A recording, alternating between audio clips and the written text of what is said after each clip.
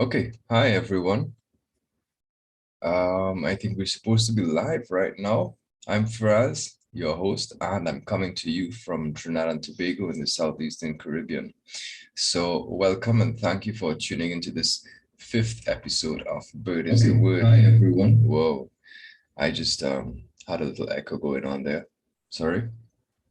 Yeah, so for those of you who have never seen this program before, this is a laid back conversation on birds, birding, and all sorts of very cool bird related things from around the world. Bird is a Word intends to amplify the voices of birders from as many countries as possible. If you'll ever looked at the graphics for each episode, you'd notice a map of the world, not the word on the lower right. And we want to hear from as many places as possible. Remember, Learn the Birds is, of course, a global movement to spread awareness, knowledge, and appreciation of birds. Each episode of Bird is a Word, while the date may be set, the time is going to vary depending on the time zone our guest is from, because we would like it to be convenient for them. So be sure to head across to learnthebirds.com and register there, be part of our rapidly growing community, be able to interact with bird experts from all around the world, as well as other birders. And most importantly, get that Monday Birding newsletter where you'd be notified of all of the wonderful goings on at Learn the Birds. And I'm drinking coffee because it's in the morning here. And actually, wait, I drink coffee regardless of the time of day. So who am I fooling? Anyway, so be sure to subscribe to the YouTube channel. That's a Learn the Birds YouTube channel where you're looking at this right now. And feel free to interact in the chat, ask questions, say where you're from. Just keep it birdie, right? I'll be checking the chat throughout. So yeah, just at any point in time, you can say hi, you can say where you're from, you can ask questions or anything like that. Yeah, so today's guest is Niharika Rajput from New Delhi in India. And she's a practicing wildlife artist and creative conservationist. She uses sculpture and installation as a medium to investigate the damage and dissociation caused by the urban intellect and the urgency to restore nostalgia within the deconstructed realms of the urban society. Living in the Anthropocene age, her aim is to restore, protect, and conserve all endangered wildlife through art. She has an intriguing eye for nature's most sophisticated mechanisms, but her love for birds is unmatched. Her ongoing projects are dealing with the subject of bird conservation in India and all over the world likewise. She has a wonderful eye for detail and innate sensitivity to texture, color, and material, and the love of playful juxtapositions. So welcome to the show, Niharika. Hi Faraz, thank you Hi, so hi. much for the intro. You're welcome. You're welcome. And I have a question for you. First thing, right? What is the last bird you saw today? Oh, it was a magpie robin. A I magpie saw it in robin. the morning. Yeah, yeah. Pretty cool. Pretty cool. Nice, nice. So of course it's in the evening where you are, right? Right, So right. you had the time to experience a few birds during the day. Yes, I'm always looking out for them. That's how we do it, right? Yeah, yeah. Cool, cool. So let me ask you, how did you first of all get interested in birding? Um, I think just generally speaking, I was very curious as a child, and I mean, the first incident that if I can recall was in our garden we had this small nest in the creeper, and I was noticing, and this is when I was really young, so I was noticing the mother was coming and feeding the fledglings, and they were making a lot of sound. And just out of curiosity, because I was so small at that time, I couldn't see what was happening in the nest, so I just started shaking the creeper a little bit. And unfortunately, the babies fell off the nest, and even though there was a garden, like a nice soft patch on the bottom, but I think the sad thing is that both of them did like the both the fledglings didn't survive, and even though I did put them back into the nest, hoping that somehow the mother will come and she'll do something and maybe she'll help them survive, but they didn't. So that was my fault. And after that incident, I think I've always been very gentle and patient around wildlife. And um, I think just generally, growing up was always it was just very intriguing being in nature and just observing everything, whether not just birds, whether they were insects or butterflies or anything, or even plants for that matter. It was Mhm. just something that drew me towards it.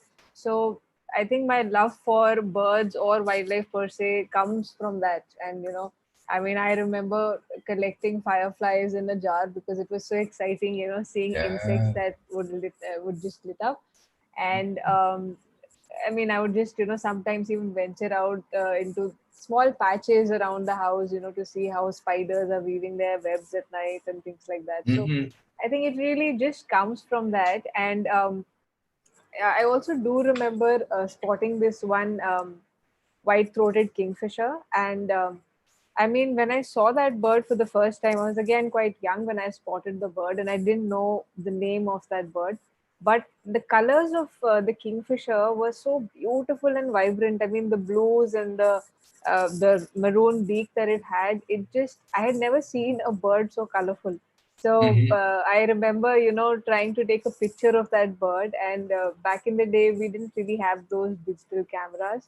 So I took a picture from my dad's camera, and then later, when he developed the photos and when they came out, he just asked me, why have you taken a picture of our neighbor's garden? And then I saw the photograph, and the bird was like a tiny speck, Tiny, yeah. in the photograph, because I had forgotten to zoom in. So Yeah. so really, it just comes from that. And then, growing up, we moved into a more urban setup. Delhi's more of a concrete jungle, if I can put it like that. Hmm. And there were not too many birds for me to really spot, or so I thought, growing up. But I think only when the time came to make a career choice, and when I decided to put uh, birds and art together, try to amalgamate the two together, I think Hmm. that is when I started realizing that even though I was living in a more urban setup, it's not that the birds were not there, it's just that I had become a little less observant. So they were Yeah. still always there. It's just that I stopped spending enough time outside. Yeah. But Yeah. because of what I chose to do and what I am doing right now, it pushes me to be more outdoors, and be in the field, be surrounded by wildlife. So Yeah. I think Yeah. that's how it It's really started. nice. That's how it is, like the birds are always around, and it's just, people say that nature is always talking to us. It's just that we refuse to listen. Right. you know it's funny because as children we do these things, and I have a similar story about me borrowing the family Okay. camera to take a picture of birds that were far away on a power line or something like that, Uh-huh. and these things make sense as we get older, Right. right? Right. Yeah. Yeah. So in terms of art, right? That came after your love for birding or birds, or like how did you start up as an artist? Not really. I think it was again something that I picked up as a hobby when I was young. And Hmm. I used to love building three-dimensional objects or anything I mean, yes, of course, there was always that element of nature or wildlife in the things that I was building. But, everything that Hmm. I built was very abstract in form. I wasn't trying to replicate anything as such. So I always had that inclination towards art, even growing up. And I have experimented with different forms of art as well. But Yeah.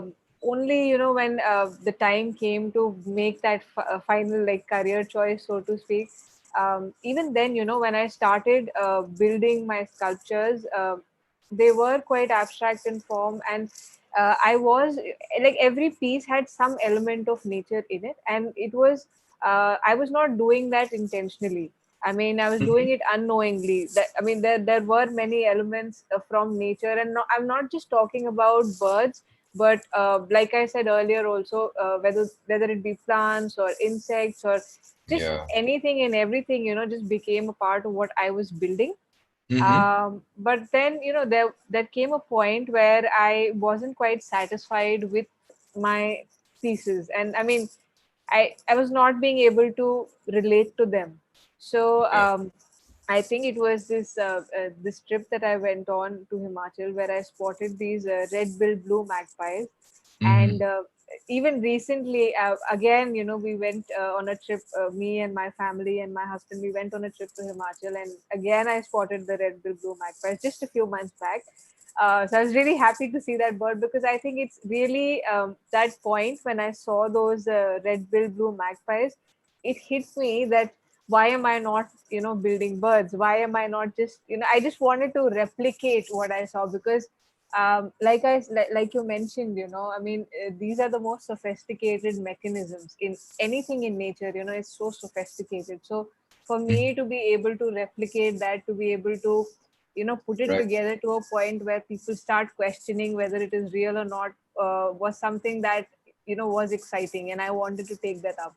So I Nice. think that is what rekindled, so to say, my love for birds, and then I tried to put it together. Yeah. That's just how it happened.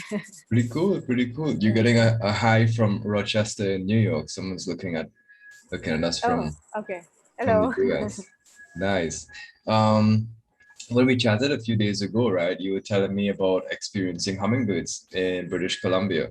Right. Um, could you tell us a little bit more about, first of all, what you were doing there and how was it for someone who grew up with no hummingbirds to experience these tiny birds?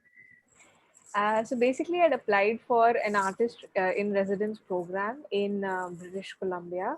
Mm-hmm. I got accepted, and the this organization was basically called the Kaitani Cultural Center, and they had this residency is basically set up in collaboration with the Nature Center, which is called Allen Brooks Nature Center, and so the project that I basically proposed was to build three different species of hummingbirds found in the Okanagan Valley, and Mm-hmm. they were the I think calliope, black-chinned, and rufous.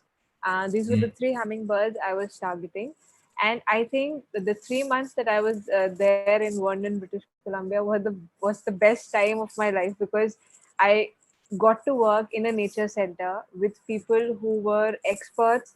They would deal with not just hummingbirds but in general deal with a lot of other animals, and Mm-hmm. it was really exciting to be there because they had a lot of taxidermy models. Like even in this image you can see behind, there are a lot of taxidermy models Mm-hmm. of Yeah. owls. The So owls, yeah. it was really amazing just being there and looking at a lot of birds that are not found in our country and that I Mm-hmm. have never seen before. So just to be able to see something up close, because as a birder, when you're in the wild, the birds will not be sitting there for a very long time. So you Yeah, can't really, and if God forbid, if you don't have your binoculars, then you can't really look at the details very well.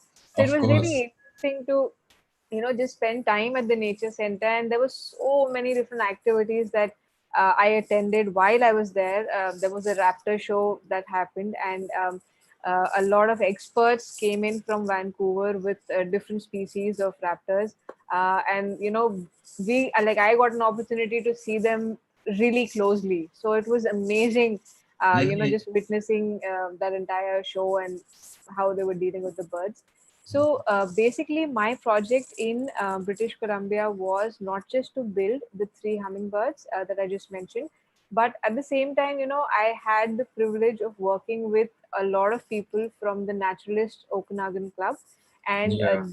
these were women who had been banding the hummingbirds for many years to track their migratory patterns.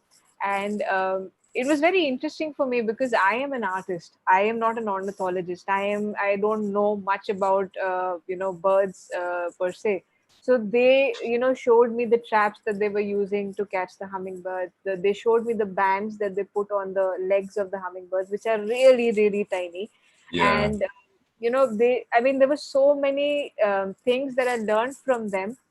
uh, scientific information, like how to distinguish between a male and a female, an adult and a juvenile, Mm-hmm. what time of the year do they migrate, how long can they migrate, what are the kind of plants you need to put in your garden, what kind of nectar you need to put out for the hummingbirds, especially Yeah. when they're migrating. So it was really interesting, all in all, for me to be there and spend time with them, because I personally learned a lot. And like at the end of the residency, when I displayed the sculptures, I had them come in for a presentation, especially for the local community, like members of the local community. And I think Mm-hmm. people who were living in that area, who would get hummingbirds in their backyards, knew very little about the birds. So it Yeah. was very so they went back with a lot of information, and things that they could actually do on the ground to help them during their migration. So it was, for me, it was a very exciting project, and hopefully, and then also, I it was really nice to have some taxidermy models of the hummingbirds with Mm-hmm. me while I was building my sculptures. And Yeah. there was just this one incident I remember, where I was walking down from the nature center, and it was on top of a mountain. So I was walking down from the hill, and I definitely know that it was a hummingbird that just went past by me, It like just just it zoomed. just went zoop. Yeah, it just went zoop. So it was Yeah. really fast, but I'm sure that it was a hummingbird. So Mm. yeah, we don't have hummingbirds in India. We have sunbirds to compare them to, but it Yeah. was really nice, just being in a place where I could see the hummingbirds. Nice. How did the like viewing the taxidermy, and if you got to view them up close, did that influence, and how much? I'm sure it influenced, but how much did it influence like when you were building these sculptures? Were you paying more Uh, attention to different details and stuff like that that you were not maybe paying attention to before? See, what happens is, when I am building my sculptures, I mean, there are times, like in this case, there are times that I haven't seen the bird in person. And even if you do see the bird in person, it's not like it's really sitting on your hand, so you can look at, Of all course. the details, and you can have a good 360-degree view of it. Mhm. I usually refer to images and videos online, or, photographs taken by my photography friends, etc. So, Yeah. so for me to have taxidermy models, right by my side, it was really amazing, because I could look at all the details, the iridescence in the feathers, and I mean, Mhm. things that you wouldn't be able to see through photographs. So it was a very different kind of an experience, and something that I wish I could, do again, because for my sculptures, I always wish that, I could just have these birds next to me, because there's so much that, I every time I build a sculpture, I think, okay, it's looking realistic, but then, I might be missing something. So Yeah. it's definitely helpful to have, a taxidermy model while Of you're course, building. of course. So, what other wildlife conservation initiatives have you contributed to? Initially, when I started out in 2016, I worked in collaboration with Birders Against Wildlife Crime in the Mm-hmm. UK, and this was an online campaign that we ran on Twitter. They basically, even now, they are trying to, protect the hen harriers found in the region, because a lot of gamekeepers tend to hunt them. So a very few number of the hen harriers were left, and I contributed towards the campaign by building two sculptures of the hen harriers, which we had put out to raise Yeah. some funds online for the various activities that they were planning. So Mm-hmm. that is how I started out. And initially, when I like after I realized that I wanted to start building birds, obviously you tend to do a lot of research, and you tend to watch a lot of documentaries. So I came across a lot of campaigns that were being run. And I in 2015, I visited this place called Ladakh. It's in the northern region of India, the Mm-hmm. Himalayan belt. And while I was there, my driver at the time, Jigme, he told me a little bit about the black-necked crane.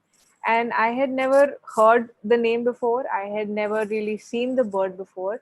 And he Yeah. told me that this bird is really special, and it is highly revered by the Buddhists. And It's only found in that part of India, and then there is another region called Arunachal Pradesh, and then it's found in Tibet and some parts of China, and it's not found anywhere else in the world. So this bird, is considered to be really special.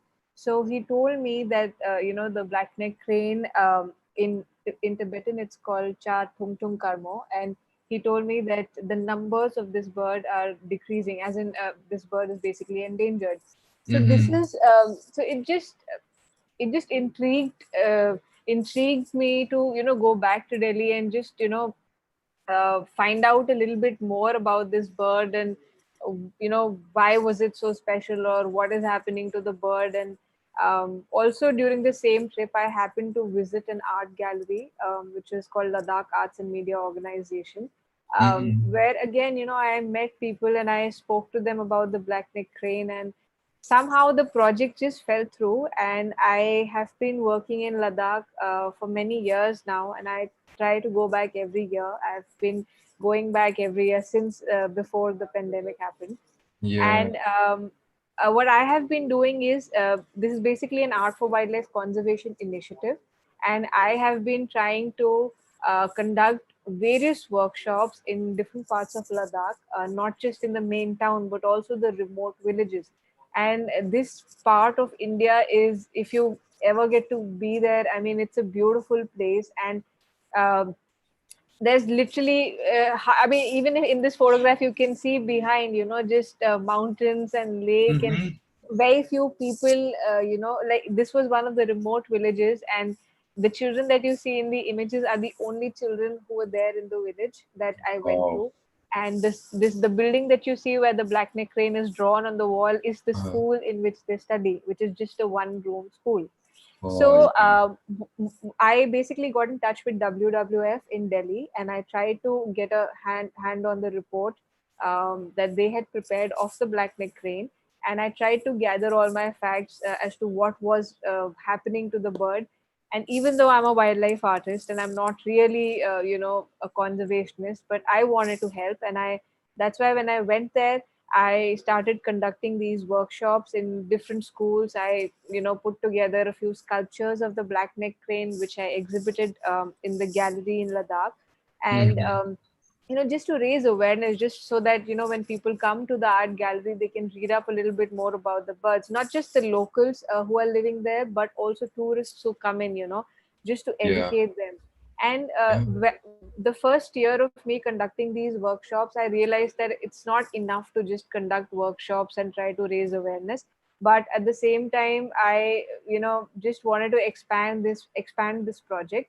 So I started going every year, and with different collaborations. I collaborated with the forest department there, and also the art gallery, and a couple of other organizations. We've tried to conduct some bird watching trips for children, and Yeah. introduce the idea of bird clubs in different schools, so that people so that the children basically get excited about the idea Mm-hmm. of birding and using bird guides and binoculars, etc. And Yeah. then in 2018, I mean, in collaboration with the forest department and Lamo, we tried to conduct a bird festival, which was the first ever bird festival conducted in Ladakh. And it was a 7 days long affair, and there were many different activities that were planned out. Mm-hmm. And not just the exhibition of artwork. We had sculptures, we had a movie, an animation movie, which was made by the local artists in Ladakh. And Mm-hmm. we had paintings, we had textile design, we even had performances by theater artists who tried to depict birds in their stories, and through music and dance. So all in Mm-hmm. all, it was very exciting. And then we had some conferences where we had speakers who are basically birders, who had been birding in Ladakh for many years, and to come and share their facts and their data that they have gathered over the years. We had the DFO of the forest department come in and talk a little bit about his experiences. So and then we also conducted many workshops during the bird festival, and we had bird watching trips also. So it was all in all, it was quite exciting to especially for the local community to be a part of such a festival. And Yeah. hopefully we'll get to do something on the same lines in the future, and let's see how it goes. Yeah, fingers crossed, I think that generally in terms of doing conservation work, I find that children are the best route to Right, channel this right. kind of energy. And have you found the same thing, like how like their response to you and their response to the nature and to the art and everything like that? How did it was it the same for the adults and the other villagers, or was it like, because I find that the children's have the children, not the children's, the children have this sense of wonder and this sense of magic that is associated with nature. Right. That is very Yeah. true. I mean, working with children, I realized, and also I'd like to mention here, when I was conducting these workshops, I asked them a very simple question, and these are just a bunch of children I'm talking about, not everybody.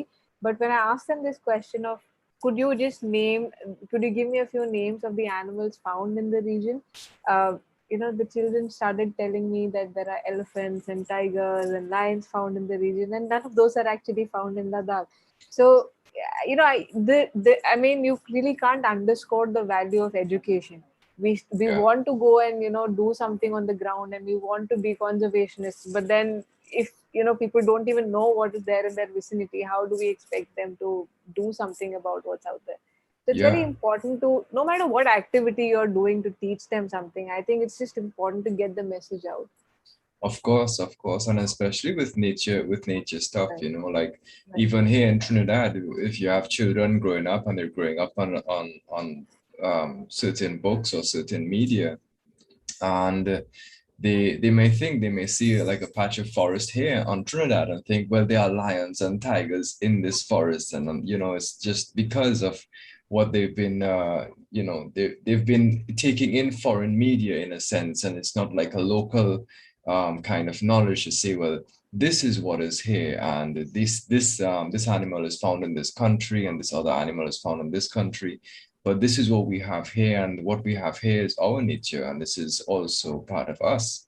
right, I think that's a very important lesson that right. children have to understand, and that is something that they will take with them growing up. Absolutely. Yeah, yeah, yeah. Um, I also remember that you were mentioning an experience with a really huge bird called the Great Indian Hornbill. Can you tell us a little bit Right. about that? Yeah, please. It was just a few years back. I think 2 years back. I was traveling to this place called Valparai. It is in Tamil Nadu, the southern region of India, and I was just traveling for a couple of workshops there. And uh, a few of the researchers working in the field. They took me on a nature walk, and basically there were some plant nurseries there, and they took me on a nature walk. And it's not that we had planned on going birding or anything, and luckily I was carrying my binoculars, and because they were researchers, they were also carrying their binoculars. And we were just walking down the road, and we just saw this huge great Indian hornbill just land on a tree. And I have never seen a hornbill before. I mean, a great Indian hornbill before, and it's such a beautiful bird. Mm. And it came to the point where, and it was there on the tree for a really long time. And it came to a point where all three of us, like, just went and stood up on this cemented sort of a thing, which was really narrow, and below was like a cliff. So if you just took even one step ahead, you'd just fall down. But Yeah. all four of us were, glued to our binoculars, just looking at the great Indian hornbill. It was really something. I That particular day in that small patch, I saw a lot of birds that I have never seen before. So I was really amazed at how much, I mean, actually that area is such that it's not been uh, meddled with too much. So Yeah. the then nature is really still in its pristine form. So I think that's the Mhm. reason why there were so many birds that we spotted there. So it was Yeah, really interesting to see that. it's true. Like especially these larger birds, like the hornbills, they need the mature forest. They need the pristine habitat then more than the other birds, I'm sure. Right, you right, right. know. No, no, that is true. That is true. Yeah. Did you ever sculpt Great Indian Hornbill? I have made miniature versions of it. I haven't really Mm, been able to do a life-size version yeah. of the Great Indian Hornbill, but I've also there are many different types of hornbills found in India itself. Even in the northeastern part of India, Nagaland, Arunachal Pradesh, all these areas, there are many different kinds of hornbills found there. So I have done miniature versions of that. Nice. You also did some work in Nagaland, did you? Yes, I happened to do a project with Nature Conservation Foundation, and this organization has been working in Nagaland. I mean, one of their projects is in Nagaland, and they've been working with the tribal communities there because a lot of people like to hunt the hornbills because they use a lot of their body parts for their headgear and in their different rituals, etc. So over a period of years, they have been able to convince the people who were hunters to somehow Hmm. turn into conservationists and take care of the birds, the hornbills especially. Try to basically protect their nesting sites. Look at their behaviors and how, because the hornbills, even in their droppings there are seeds of the fruits that eventually Yeah. sprout up. So they have to do a lot of research work on the ground. So um, uh, so I happened to do a project wherein which I had to build the tail feathers of a hornbill, which were made out of fabric and paper, and they had to be used as an alternative for the real tail feathers. The real tail feathers of the hornbill. So Hmm. I was engaged in this project, and I mean, it's really exciting to get to work with people to change them. I mean, this is really a small step, but to give them an alternative to something that that they're using because of which they'll stop hunting the bird. I think it's really a big step.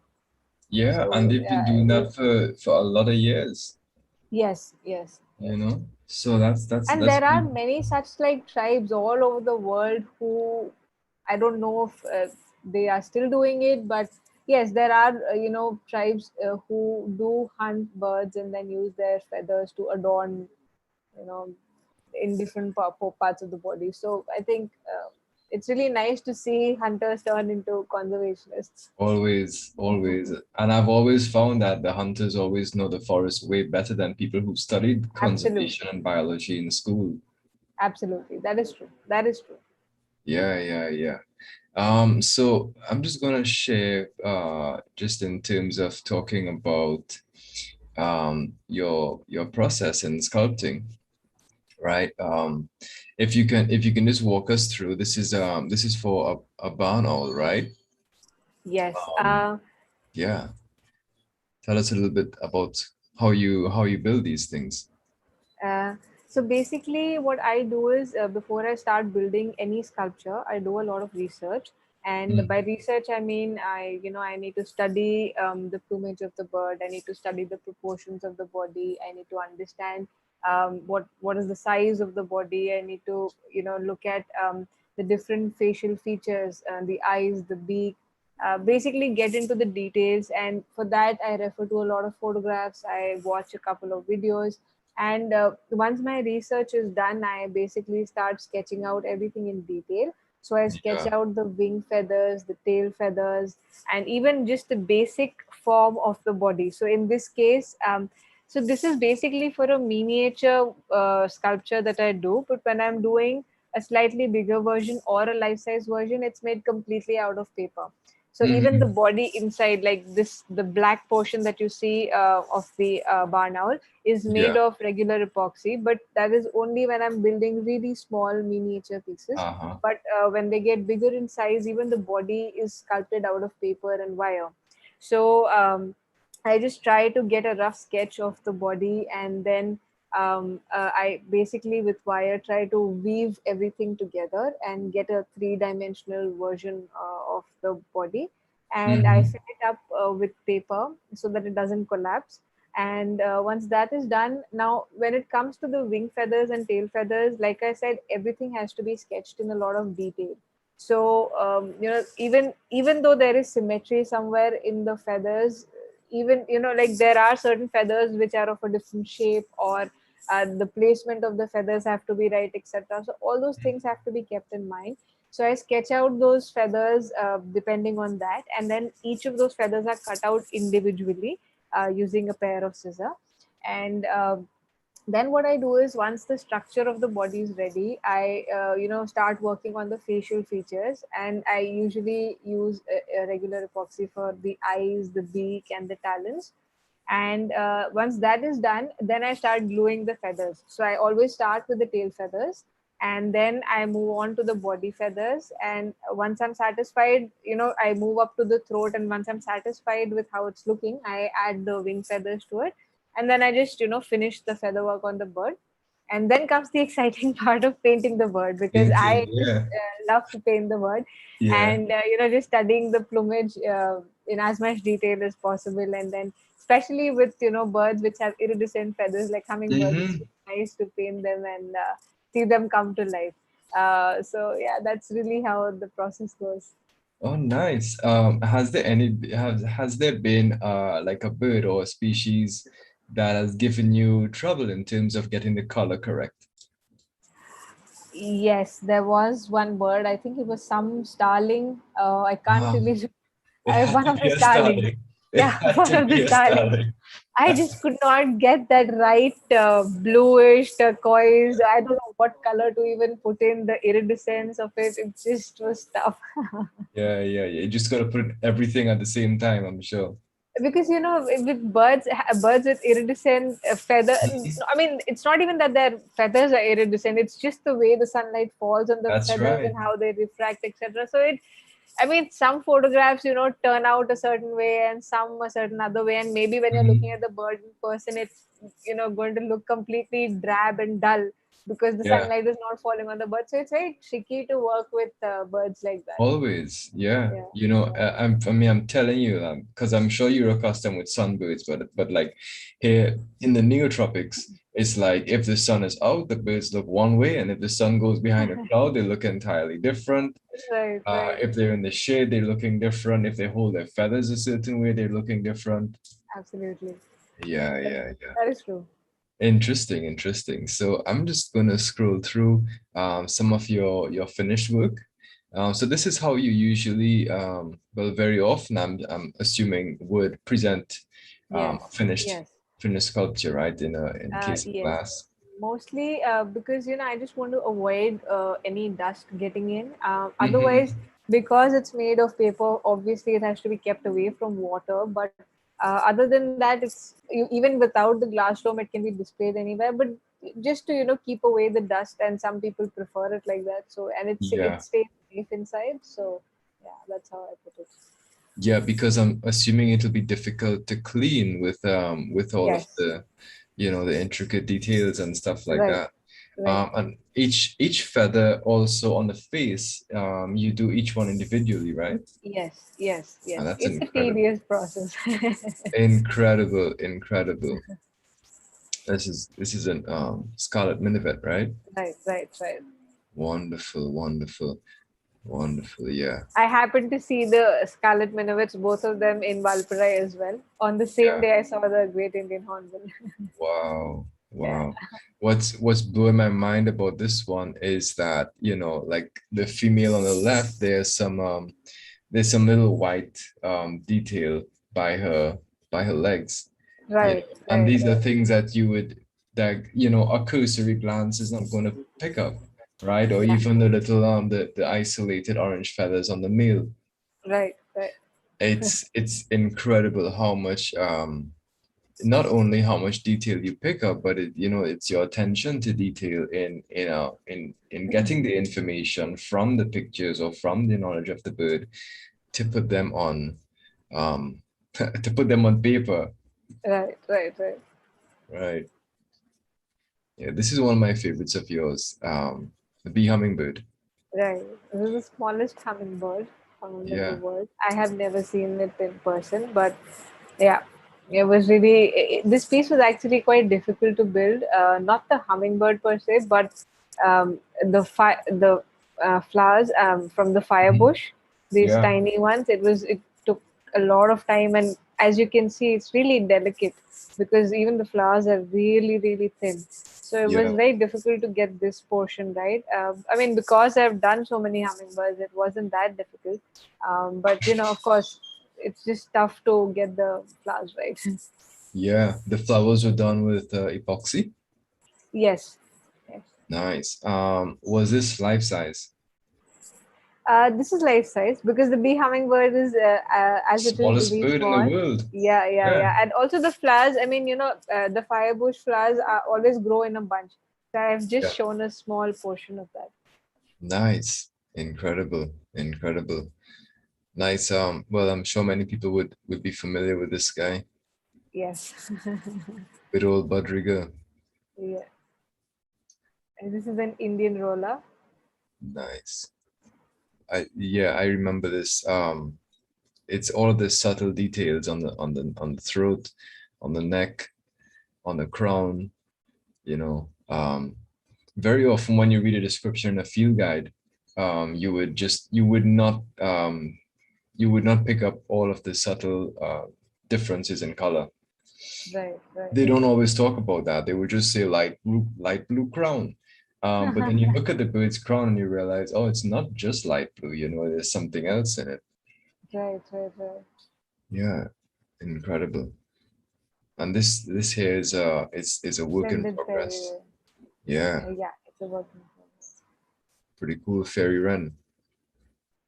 I love the edging, and I'm sure people who are looking at they're probably got their minds blown because the flight feathers, how they're edged with the blue, these are Right, things that you would see in the field, but only with good views, right?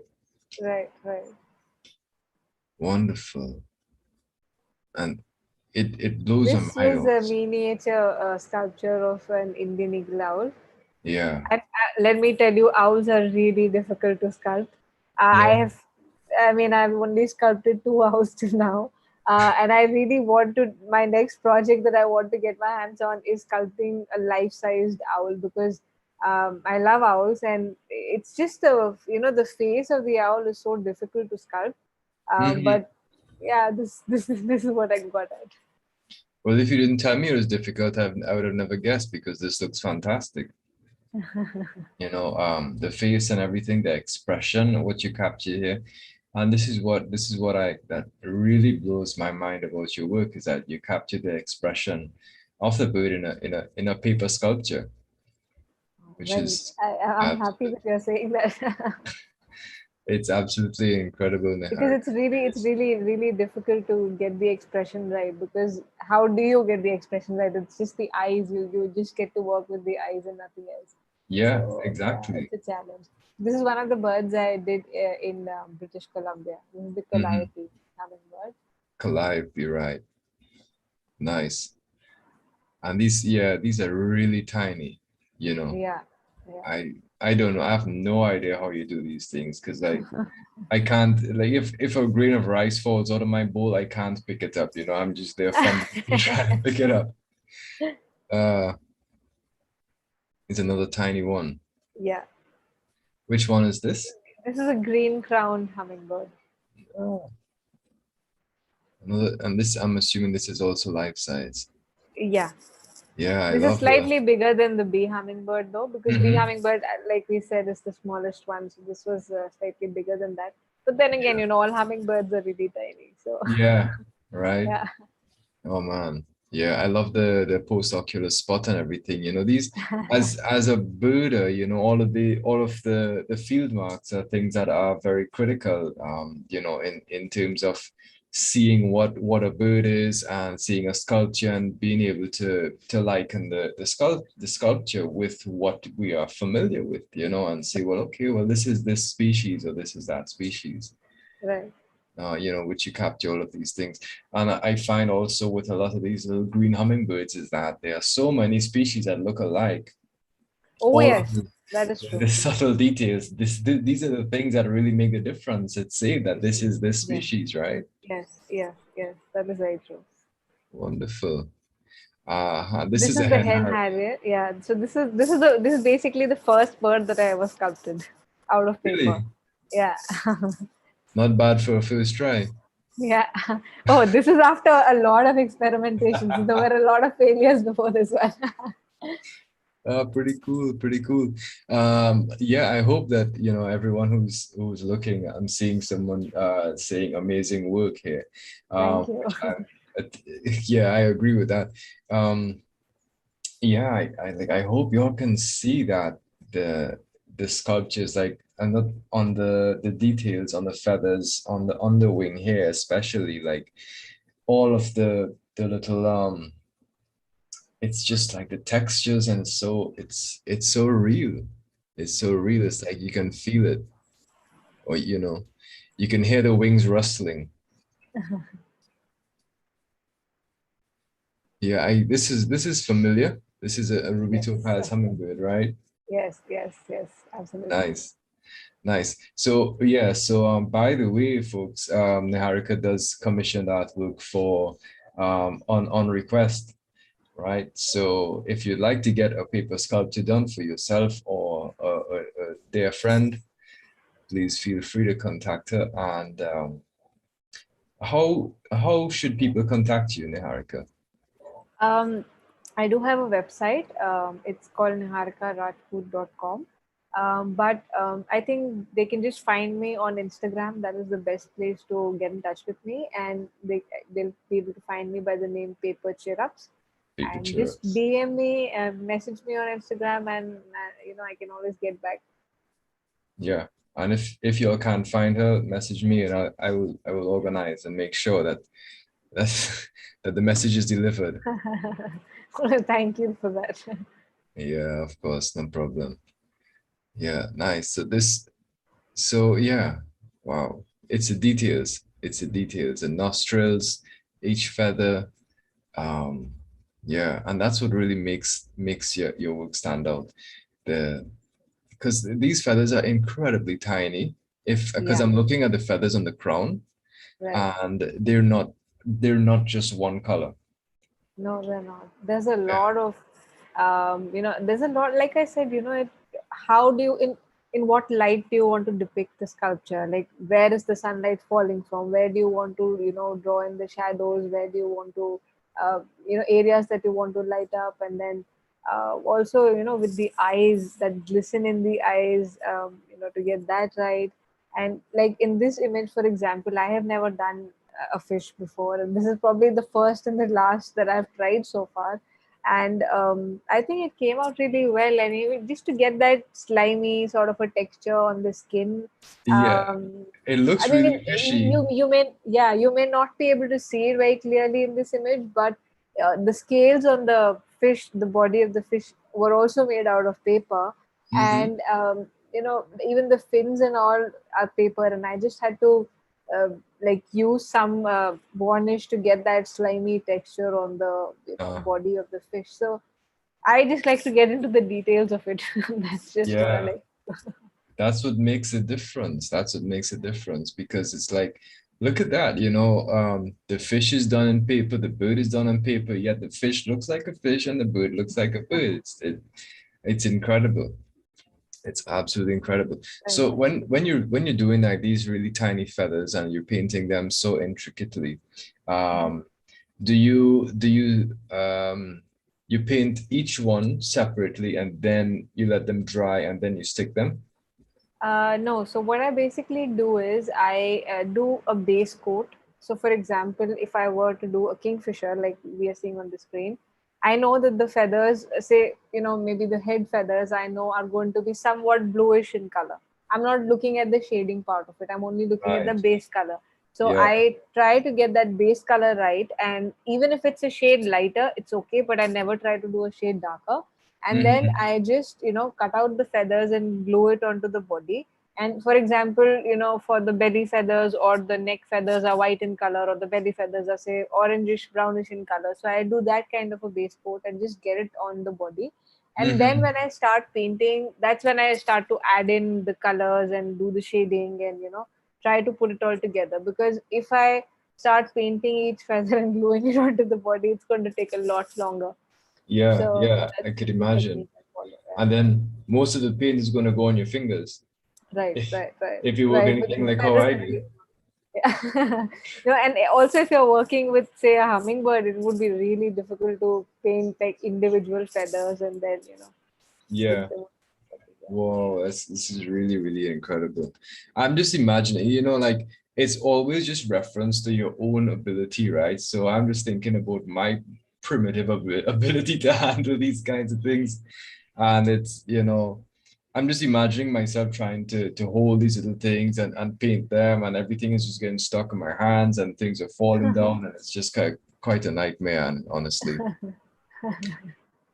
So this is the same one, just a little zoomed out, right? Yes, yes, yes, yes, yes. Oh, this is gorgeous. This is gorgeous. This So, piece actually took me a lot of time to finish because the gray piece that you see, the gray driftwood on which mhm, the male kingfisher is perched, is also made out of paper.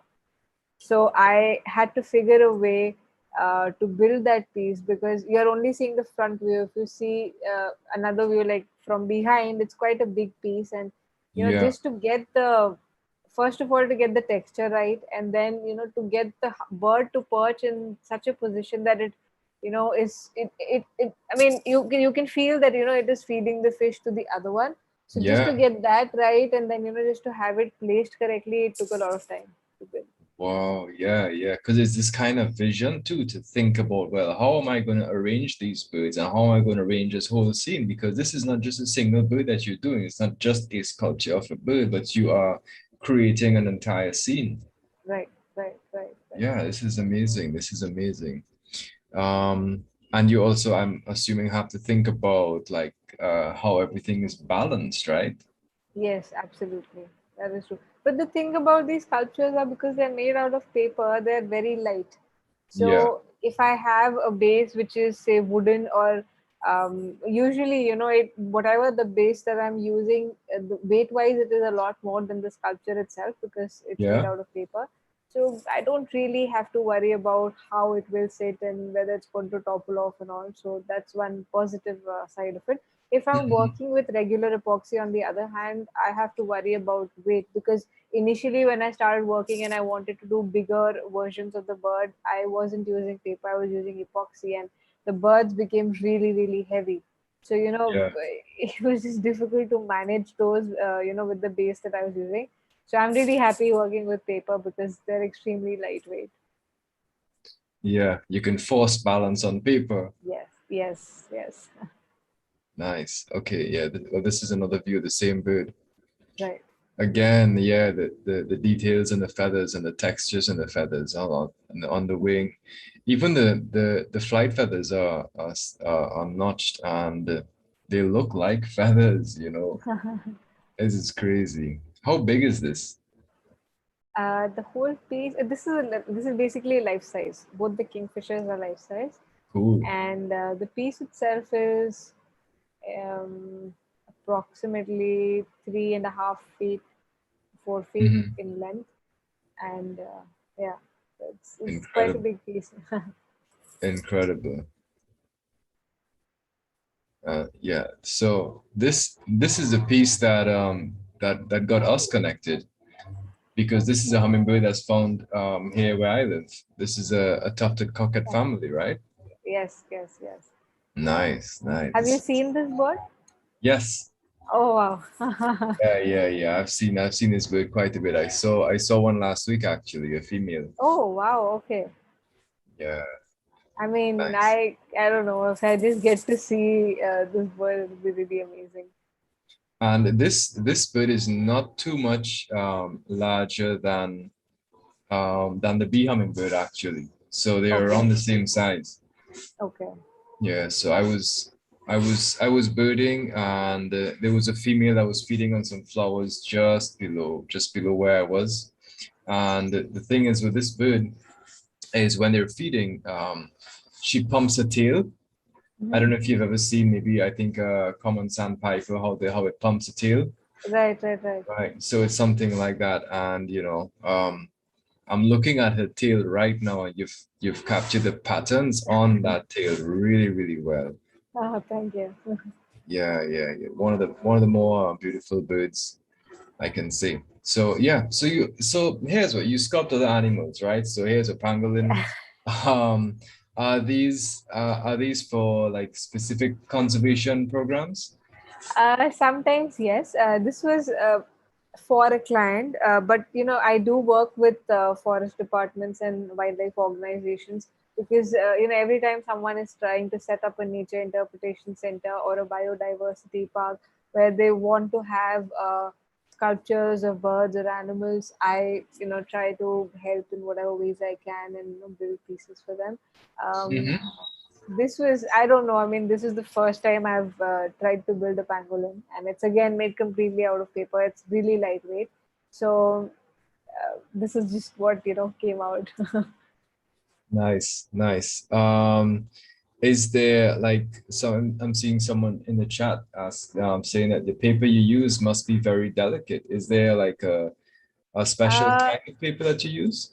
No, I use basically, it depends on the project that I am working on. For example, if I were to do a hummingbird or a really small sized bird, I would work with paper that's really, really thin.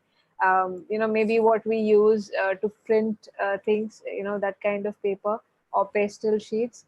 But if I'm doing something like a pangolin, like we have in front of us right now, I would want the paper to be slightly stiff because, the scales are really huge, so I would Yeah. want the paper to be slightly stiff. So I would go in for a thicker GSM, sheet that I'm working on. But as such, with the birds that I do, I don't use any special kind of paper. It's just the pastel sheets, and Hmm. that's what I use. I guess it depends on the texture that you want, the final texture Right, that you right, want. right. Nice, nice. So like, do these non-bird animals, do they like present unique challenges for you, They do. especially?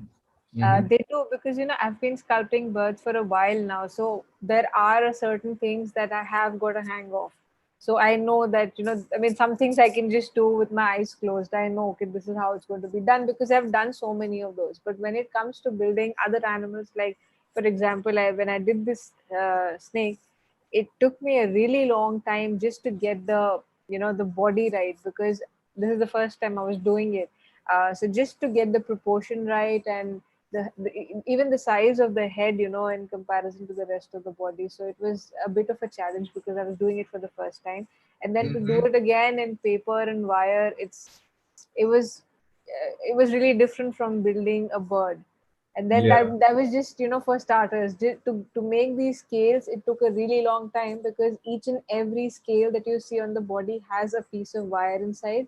So it took a really, really, really long time to do that and Wow. then slowly build over it because, even the size of the scales changed. Like from Yeah. when I started off from the tail, they were really small. And then, as you move up, the size started increasing. And at the same time, if you see the bottom portion of the body, Yeah. even to get those because they are of a different shape altogether, so I had to Yes. work on the top and the bottom together because that is just how they're lined. You can't do the top first and then the bottom. So it took a really, really long time to do it. Wow, wow, that's incredible. Wow. Wow, I'm just looking at this and it's like, yeah.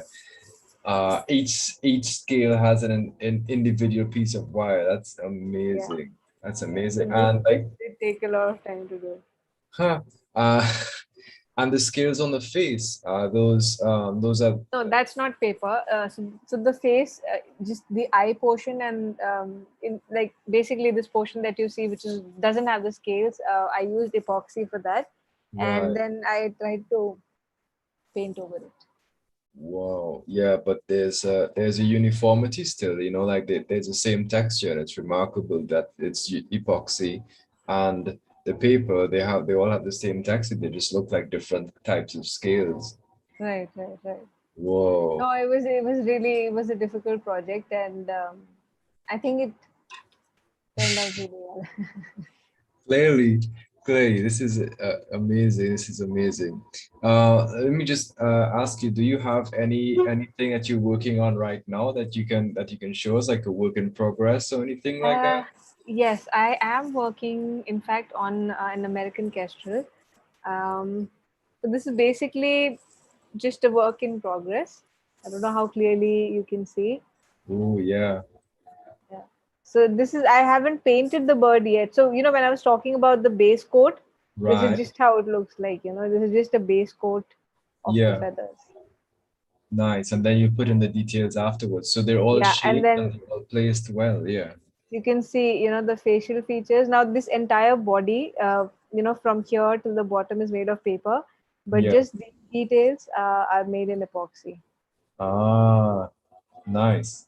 So are they going to be like tiny feathers that you will stick onto the face now, or Yes, yes, yes, absolutely. So I have just worked till here, and then as I like move up, I'm just going to be covering the entire face and the rest of the body with oh, feathers. nice, nice. And this is life size. Looks Yes, like it. yes, yes. Oh, incredible, incredible. Nice. I have a final question for you because it's just about half past the hour, so we're on an hour exactly right now. Do you have a bucket list bird that you want to see? Oh God, there are so many of them. But I do want to see the birds of paradise in Papua New Guinea. I want to see all of them. Oh yeah. Have you ever I sculpted any of those? I did start with those. Like, to be honest, I ended up watching this documentary by Tim Lehman and Ed Scholes on the birds of Yeah, paradise. That was the first documentary that I, in fact, saw. And I mean, I was just, my mind was, I mean, I just didn't know what to say because I have never seen birds like that. I mean, how can birds like that even exist? I They are know, so, right? all of them, each and every bird is so unique that you just, like, I could not believe that something like that is out there and I have not seen it. So Correct. I Yeah. I did start scouting one of the birds of the superb bird of paradise, Yeah. and if I remember, I think it was the greater bird of paradise, the Oh yeah. brown and yellow That's the and brown and the yellow the coming out the yeah, back and yeah, stuff. yeah, Yeah. yeah, yeah, that one.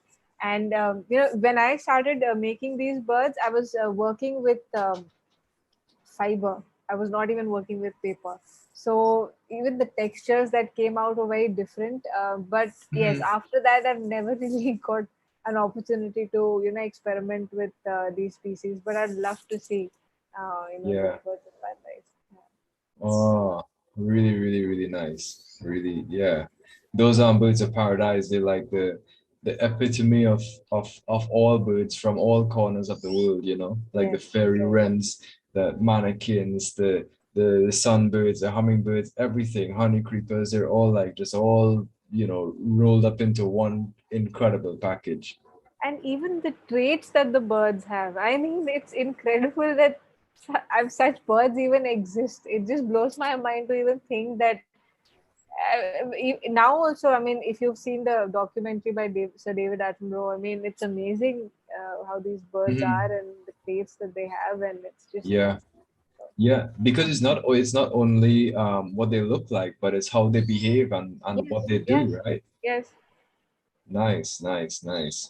Well, we're running out of time, but hey, huge appreciation to you for joining us, and to everyone watching live, and to everyone everywhere who appreciates birds, right? Yeah, We have to like yeah, we're wrapping up here. So yeah, so here's what I hope to see everyone who's watching now. I hope to see you all in a month for the next episode. Remember to join learnthebirds.com so you wouldn't miss a beat. We have a lot of incredible events coming up, and I hope to see you all soon, right? So yes, take care, everyone. Thanks for hanging out here.